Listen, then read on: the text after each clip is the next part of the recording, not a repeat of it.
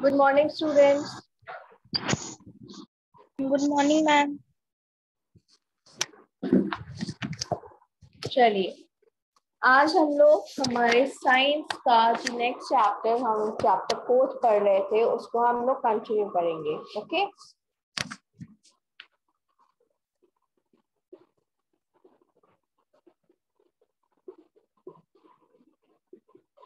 Science chapter 4। Chapter 4 में हम लोगों ने किसके बारे में पढ़ा था? क्लिनिकल थर्मोमीटर के बारे में हम लोगों ने लास्ट क्लास में पढ़ा था। आज हम लोग पढ़ेंगे लैबोरेटरी थर्मोमीटर। आपके जो लैबोरेटरी थर्मोमीटर है ये कैसे वर्क करता है इसके बारे में हम लोग आज पढ़ेंगे। How do we measure the temperature of other objects?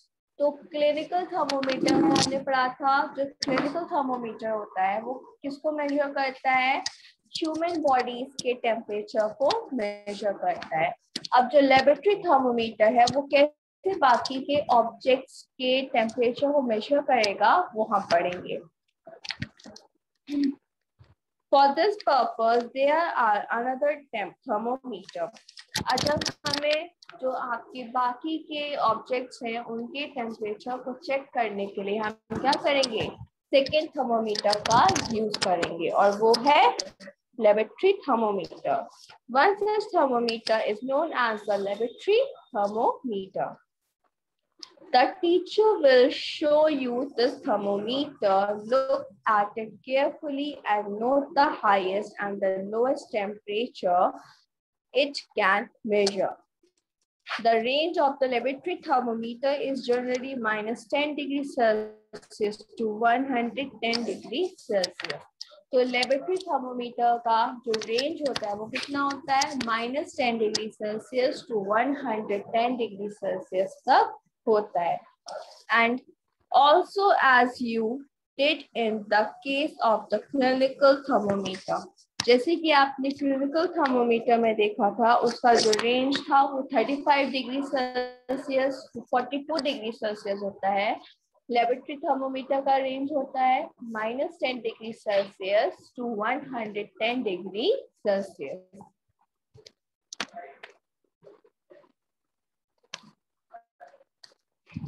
Find out how much a small division of the thermometer reads. अब आपको फाइंड करना है कि ये जो थर्मोमीटर होता है इसके जो डिविजन्स हैं वो कहाँ तक, मतलब कि कितने डिवीजन हो सकते हैं। You will need this information to read the thermometer correctly. तो इसको समझने के लिए आपको क्या करना होगा? थर्मोमीटर को अच्छे से समझना होगा, उसको रीड करना होगा। Let us now learn how this thermometer is used. अब हम लोग ये समझेंगे कि हम लोग इस थर्मोमीटर को कैसे यूज करते हैं। तो उसके लिए हम लोग सबसे पहले एक्टिविटी 4.4 को देखते हैं। Take some tap water in the beaker of a mug. हम लोग क्या करेंगे? टैप वाटर लेंगे, किसमें? एक मग में या फिर एक बीकर में। Dip the thermometer in water so that the bulb is immersed in water and does not touch the bottom or the sides of the container. हम क्या करेंगे? थर्मोमीटर को वाटर में डिप करेंगे, कुछ इस तरीके से टच करेंगे जो थर्मोमीटर का बल्ब है वो क्या ना करे, जो कंटेनर है उसके बॉटम को टच ना करे और साथ साथ कंटेनर के साइड्स को भी टच ना करे। होल्ड द थर्मोमीटर वर्टिकली, और हम लोग क्या करेंगे? थर्मोमीटर को वर्टिकली होल्ड करेंगे। Observe the movement of mercury in the thermometer, और क्या करेंगे? थर्मोमीटर में जो मर्करी का मूवमेंट है उसको ऑब्जर्व करेंगे, उसको नोटिस करेंगे। Wait till the mercury thread comes steady, और तब तक वेट करेंगे जो मर्करी है वो तब तक किसमें ना आ जाए? स्टेडी मोड में ना आ जाए। Note the reading, this is the temperature of water at that time. फिर हम क्या करेंगे? उस रीडिंग को नोट करेंगे और उस टाइम पे जो हमें टेम्परेचर मिलेगा वो क्या होगा, वो आपका उस टाइम का वाटर का टेम्परेचर होगा। तो वाटर का जो टेम्परेचर होता है वो कभी भी फिक्स नहीं होता है कि वाटर इस टेम्परेचर का ही रहेगा। अलग अलग टाइम पे जो वाटर का टेम्परेचर होता है वो वेरीड करता रहता है, मीन्स चेंज होता रहता है। अगर बहुत ज्यादा हीट होगी तो वाटर का जो टेम्परेचर है वो ज्यादा होगा।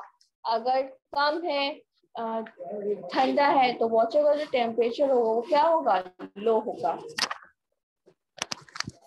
Compare the temperature of water recorded by each student in the class. फिर आप क्या करोगे, जो टेम्परेचर है उसको हर एक क्लास के स्टूडेंट ने जो रिकॉर्ड किया है उससे हम कंपेयर करेंगे। Are variation in the reading, क्या इसमें सभी बच्चों की जो रीडिंग्स आई हैं उनमें चेंज है। डिस्कस द पॉसिबल रीजंस, हम क्या कर सकते हैं, reasons को डिस्कस कर सकते हैं। Let us try the answer this question, अब हम इस क्वेश्चन के आंसर को ट्राई करने की कोशिश करते हैं। तो उसके लिए हमने लिया है activity 4.5। Take some hot water in a beaker और अ मग, हम क्या करेंगे, एक बीकर में या मग में हॉट वाटर को लेंगे। Dip the thermometer in water, और थर्मोमीटर को किसमें डिप करेंगे, वाटर में डिप कर देंगे। Wait till the mercury thread becomes steady and note the temperature, और तब तक वेट करेंगे जब तक मर्करी जो है वो किसमें आ जाए, स्टैंड मतलब कि स्टेडी मोड में आ जाए। और क्या करेंगे, जब मर्करी आपको स्टेडी मोड में आ जाएगा तो उसकी जो रीडिंग होगी उसको आप नोट डाउन करेंगे। Now take out the thermometer from water, आप क्या करेंगे, हम थर्मोमीटर को वाटर से निकालेंगे। Observe carefully what happens now, फिर क्या करेंगे, ध्यान से नोटिस करेंगे कि अब क्या हो रहा है, अब क्या होने वाला है। Do you notice that as soon as you take the thermometer out of water, the level of mercury begins to fall? तो आपने इस बात को नोटिस किया, जैसे ही आपने थर्मोमीटर को बीकर से बाहर निकाला, वाटर से बाहर निकाला, जो मर्करी का टेम्परेचर था वो तुरंत क्या होने लगा, फॉल होने लगा। मीन्स वो वापस किस पे चला गया, 0 पे चला गया। This means that temperature must be read while the thermometer is in water. तो हमें इस बात का ध्यान रखना है कि हमें तभी जो टेम्परेचर है उसको तभी रीड करना है जब आपका जो वाटर मतलब कि थर्मोमीटर है वो किस में हो, वाटर के अंदर हो।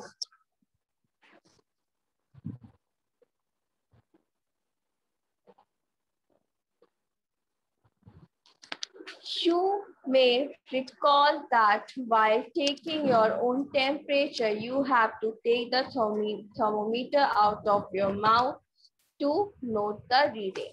तो इस बात से आपको ये ध्यान आया होगा कि जब हम हमारा टेम्परेचर चेक करते हैं तो हम क्या करते हैं, हमें जितना भी रीडिंग है उसको चेक करने के लिए हमको हमारी बॉडी से मतलब कि थर्मोमीटर को हटाना पड़ता है।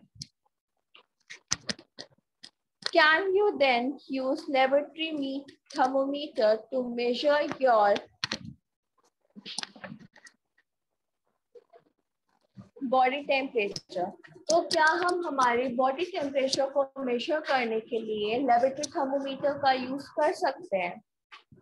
Obviously, it is not convenient to use the laboratory thermometer for the purpose. तो obviously जो लेबोरेटरी थर्मोमीटर है वो क्या है, हमारे लिए कन्वीनियंट नहीं है कि हम क्या करें, इसका यूज करें हमारे बॉडी टेम्परेचर को मेजर करने के लिए। Why does the mercury not fall or rise in a clinical thermometer? तो जो मर्करी है वो क्लिनिकल थर्मोमीटर में क्यों ज्यादा राइज नहीं करती है और क्यों ज्यादा फॉल नहीं करती है? जब हम उसको हमारे माउथ से निकाल लेते हैं। तो what is the use of the king? King का क्या यूज होता है? It prevents mercury level from falling on its own. ये क्या करता है किंग? ये मर्करी के लेवल को गिरने से नहीं, अपने आप गिरने से रोकता है। There are lots of concern over the use of mercury in thermometer. तो ऐसा कई बार सोचा गया जो मर्करी है उसको हम थर्मोमीटर में क्यों यूज करते हैं? Mercury is a toxic substance and it is very difficult to dispose of in a thermometer beakers breaks। और जो मर्करी होता है वो क्या है? ये टॉक्सिक सब्सटेंस है। मर्करी क्या है? टॉक्सिक सब्सटेंस है। अगर आपका थर्मोमीटर ब्रेक हो जाता है तो मर्करी को डिस्पोज करना क्या होता है? बहुत ही ज्यादा डिफिकल्ट होता है। These days, digital thermometers are available which not use mercury. तो प्रेजेंट टाइम में nowadays in modern days में अब किसका यूज किया जा रहा है? डिजिटल थर्मोमीटर का यूज किया जा रहा है, जिसमें किसका यूज नहीं किया जाता? मर्करी का यूज नहीं किया जाता है। अब नेक्स्ट आता है आपका ट्रांसफर ऑफ हीट। हम हीट को कैसे ट्रांसफर करते हैं? You might have observed that a frying pan becomes hot when kept on a flame. आपने इस बात को नोटिस किया होगा, जब भी हम कुक करते हैं तो हमारा जो फ्राइंग पैन होता है वो किस पे होता है? वो फ्लेम पे हम उसको रखते हैं तो वो क्या होता है? हीट करना स्टार्ट कर देता है।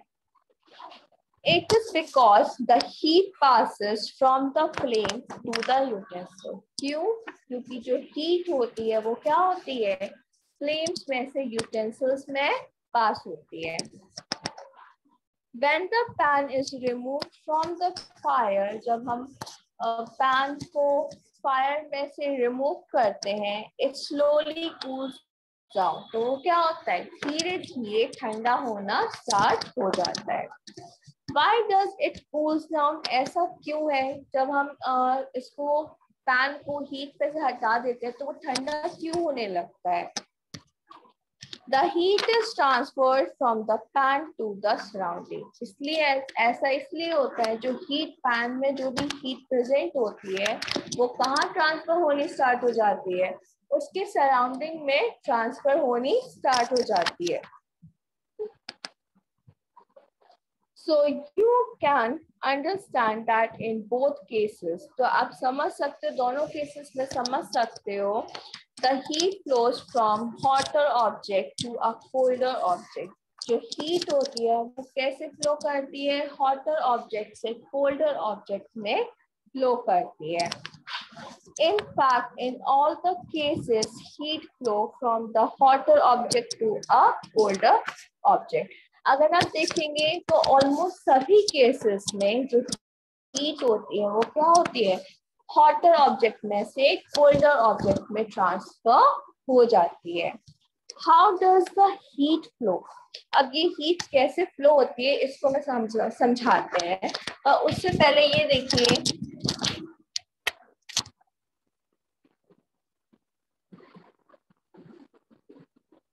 सपोज करिए आपका गैस स्टोव है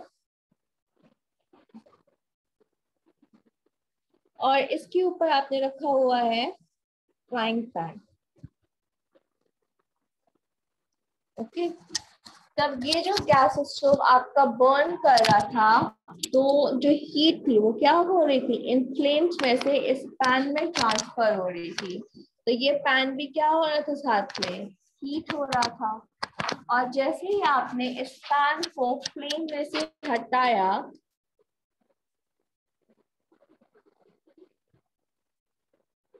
पैन में जो भी हीट थी वो कहाँ चली गई? उसकी जो भी सराउंडिंग था, जो भी उसके आसपास का एरिया था, एयर था, उसमें जो हीट थी वो क्या हुई? उसमें ट्रांसफर हो गई।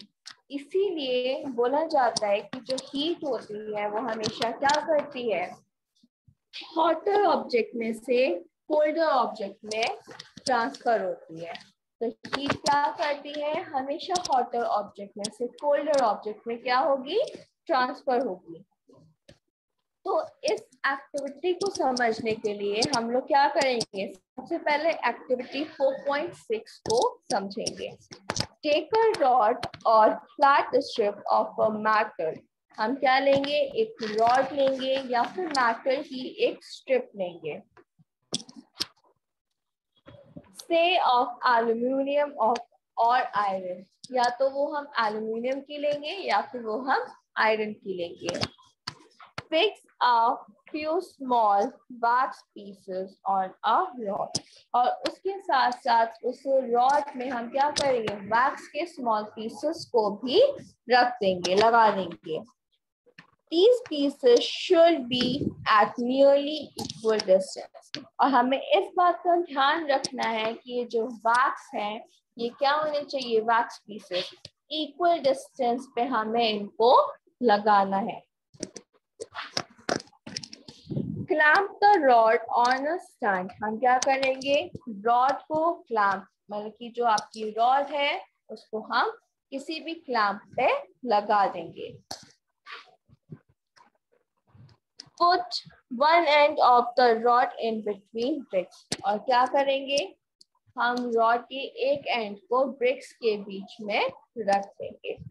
Now heat the other end of the rod and of the, और क्या करेंगे, रॉड के दूसरे एंड को हम हीट करेंगे और नोटिस करेंगे। What happened of the wax pieces? Wax pieces के साथ में क्या हुआ? Do these pieces will begin to fall? क्या ये जो pieces थी ये गिरनी स्टार्ट हो गई? Which piece fall the first? कौन सी पीस थी जो सबसे पहले, मतलब कि वैक्स की कौन सी पीस थी जो सबसे पहले क्या हुई, गिरनी स्टार्ट हुई? What do you think that heat is transferred from the end nearest of the flame of the other end?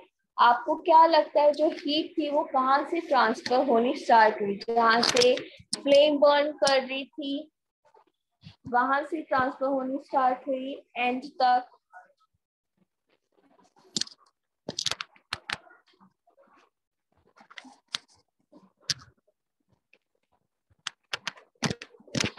The process by which heat is transferred from the hotter end to the colder end of the object is known as conduction. वो heat का process, transferring process, जिसमें क्या होता है, heat hotter and से colder and की तरफ transfer होनी स्टार्ट हो जाती है, इसको हम बोलते हैं conduction. In solids generally the heat is transferred by the process of conduction. तो जो हीट होती है वो सॉलिड में जनरली कैसे ट्रांसफर होती है, कंडक्शन के थ्रू ट्रांसफर होती है। Do substance conduct heat easily? क्या सभी सब्सटेंस, जितने भी सब्सटेंस है वो इजीली हीट हो जाते हैं? You must have observed that the metallic pan for cooking has a plastic or wooden handle. तो आपने इस बात को नोटिस करा होगा, जितने भी आपके घर में फ्राइंग पैन्स हैं उनके जो हैंडल्स होते हैं वो या तो प्लास्टिक के होते हैं या फिर वुड के होते हैं।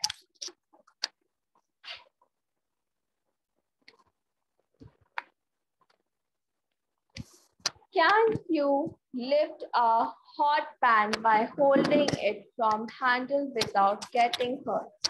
क्या हम पैन को लिफ्ट कर सकते हैं बिना उसके हैंडल को होल्ड करे, बिना हर्ट हुए? हॉट पैन को होल्ड करके क्या हम हटा सकते हैं फ्लेम पे से? नहीं हटा सकते, क्योंकि उससे क्या होगा, हमारा जो हैंड है वो बर्न हो जाएगा, राइट? तो इसीलिए कुछ ऐसे भी ऑब्जेक्ट्स हैं जो क्या होते हैं, इजीली हॉट नहीं हो पाते हैं, जैसे कि एग्जाम्पल प्लास्टिक और वुड।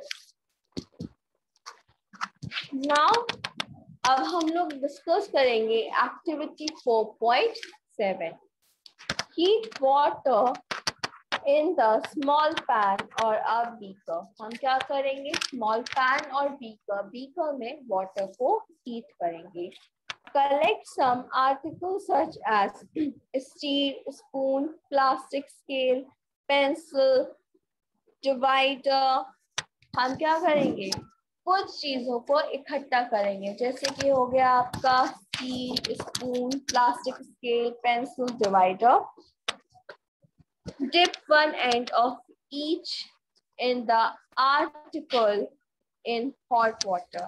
और हम क्या करेंगे, जितने भी हमने आर्टिकल्स कलेक्ट किए हैं उनको उन हॉट वाटर में हम डीप कर देंगे।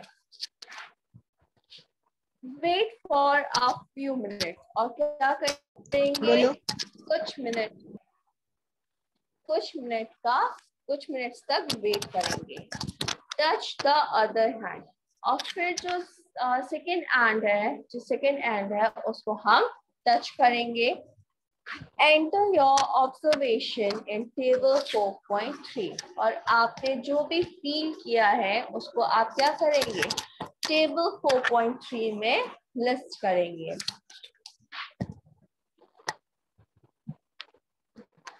The metals which allow heat to pass through them easily are conductors of heat। वो metals जो easily अपने आप में हीट को पास होने देते हैं, ऐसे मेटल्स को, ऐसे ऑब्जेक्ट्स को हम बोलते हैं कंडक्टर। अगर आपसे पूछा जाए कि कंडक्टर क्या होता है तो हम क्या बोलेंगे, the metals allow heat to pass through them easily are known as a conductor. For example aluminium, iron and copper. अगर हम एग्जाम्पल ले तो क्या होगा आपका, एल्यूमिनियम, आयरन, कॉपर। इसलिए आप देखिए आपके घर में जितने भी इलेक्ट्रिक वायर्स होते हैं वो या तो एल्यूमिनियम के होते हैं, या आयरन के होते हैं, या फिर कॉपर के होते हैं। क्यों, क्योंकि वो क्या करते हैं, अपने आप में इजीली हीट को ट्रांसफर होने देते हैं। इसलिए क्या किया जाता है, जो हमारे घर में वायरिंग केबल्स होती हैं उनमें जनरली हम एल्यूमिनियम, आयरन और कॉपर वायर्स का ही यूज करते हैं। तो इसीलिए जो एल्यूमिनियम, आयरन और कॉपर है ये क्या है, ये कंडक्टर्स हैं। The material which do not allow heat to pass through them easily are poor conductor of heat such as plastic and wood। कुछ ऐसे भी मटेरियल्स होते हैं जो क्या करते हैं, अपने आप में से इजीली हीट को ट्रांसफर नहीं होने देते हैं। उनको हम क्या बोलते हैं, उनको हम इंसुलेटर्स बोलते हैं। क्या बोलते हैं, इंसुलेटर्स बोलते हैं। तो दोस object which do not allow pass heat easily through them are known as a insulator. Example, plastic or wood. The water and air are poor conductor of heat. इसी तरीके से वाटर और एयर क्या होता है, पुअर कंडक्टर ऑफ हीट होते हैं। Then how does heat transfer through them in these substance?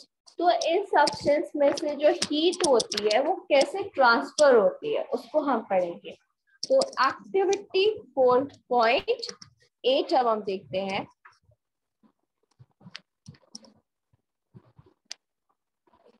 पहले ये बताइए आप सब लोग, आप सबको इतना समझ में आया लेबोरेटरी थर्मोमीटर क्या होता है और ट्रांसफर ऑफ हीट कैसे होता है? यस। जानब, सौम्या बताइए।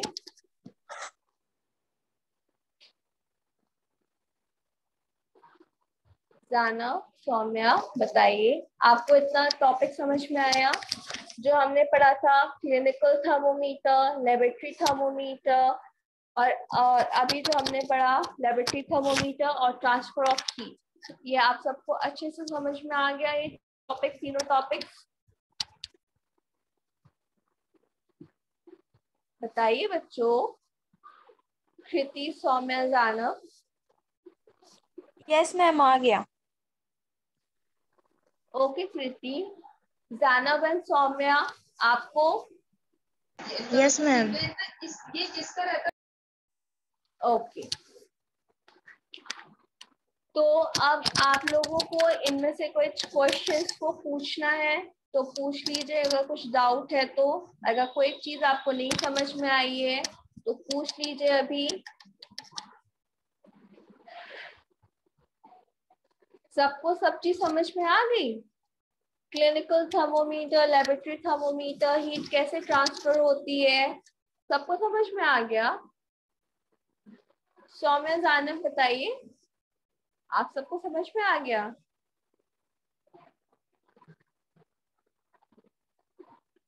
चलिए, तो एक बार हम छोटा सा एक क्विक रिवीजन कर लेते हैं आप लोगों का। जो क्लिनिकल थर्मोमीटर होता है वो क्या करता है, हमारे ह्यूमन बॉडी के टेम्परेचर को चेक करने के लिए यूज करते हैं। और उसकी जो रीडिंग होती है वो कितनी होती है, 35 degree Celsius to 42 degree Celsius तक होती है। और जो क्लिनिकल थर्मोमीटर होता है उसकी जो यूनिट होती है जिसमें हम मेजर करते हैं वो हमेशा हम डिग्री सेल्सियस में ही मेजर करते हैं। और उसको हम कहाँ यूज कर सकते हैं, हाउस होल्ड्स में, या जो आपके डॉक्टर्स हैं वो जनरली उसको यूज करते हैं। अब आता है आपका लेबोरेटरी थर्मोमीटर। जो लेबोरेटरी थर्मोमीटर होता है वो जनरली कहाँ यूज किया जाता है, लेबोरेटरीज में यूज किया जाता है। और इसकी जो रीडिंग होती है वो होती है -10 degree Celsius to 110 degree Celsius. और इसमें हम रीडिंग को तब तक ही मेजर कर सकते हैं जब तक आपके थर्मोमीटर का बर्थ किस में हो, किसी ऑब्जेक्ट में हो, और तभी हम क्या कर सकते हैं, इसकी रीडिंग को नोट डाउन कर सकते हैं। जैसे हम इसको रिमूव करेंगे, जो मर्करी होता है वो क्या होता है, तुरंत ही ड्रॉप होना स्टार्ट हो जाता है। तो ये है आपका लेबोरेटरी थर्मोमीटर।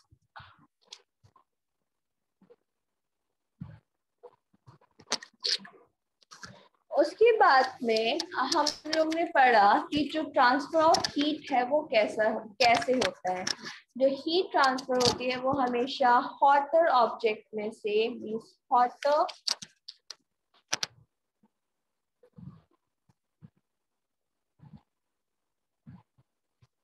ऑब्जेक्ट में से कूलर ऑब्जेक्ट में क्या होती है, आपकी हीट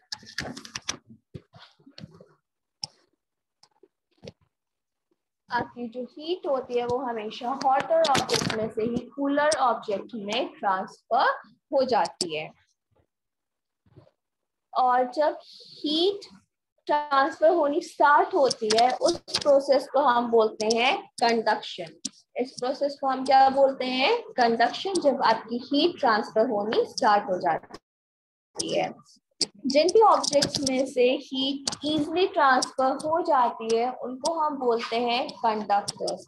जैसे कि हो गए आपके एल्यूमिनियम, आयरन, कॉपर। और जो ऑब्जेक्ट्स इजीली हीट ट्रांसफर नहीं करने देते हैं, जिन ऑब्जेक्ट्स में से हीट इजीली ट्रांसफर नहीं होता है उन ऑब्जेक्ट्स को हम बोलते हैं इंसुलेटर्स। और इंसुलेटर्स आपके क्या हो जाएंगे, एग्जाम्पल में प्लास्टिक, वुड, ये आपके क्या हो जाएंगे, इंसुलेटर्स हो जाएंगे। जो वाटर और एयर होता है ये भी आपके एक इंसुलेटर्स होते हैं। इनमें जो ये भी क्या होते हैं, पुअर कंडक्टर होते हैं, हीट के लिए पुअर कंडक्टर होता है, इसलिए हम इनको भी इंसुलेटर्स बोलते हैं। और जब ये आपके पुअर कंडक्टर होंगे हीट के, तो इनमें से जो हीट होती है वो कैसे ट्रांसफर होती है तो उसको हम लोग नेक्स्ट क्लास में डिस्कस करेंगे। और इतना आप लोग क्या करिएगा, अच्छे से रीड करिएगा, समझिएगा और क्लिनिकल थर्मोमीटर और लेबोरेटरी थर्मोमीटर पे शॉर्ट नोट्स लिखेगा. Okay, thank you students, and that's all for today.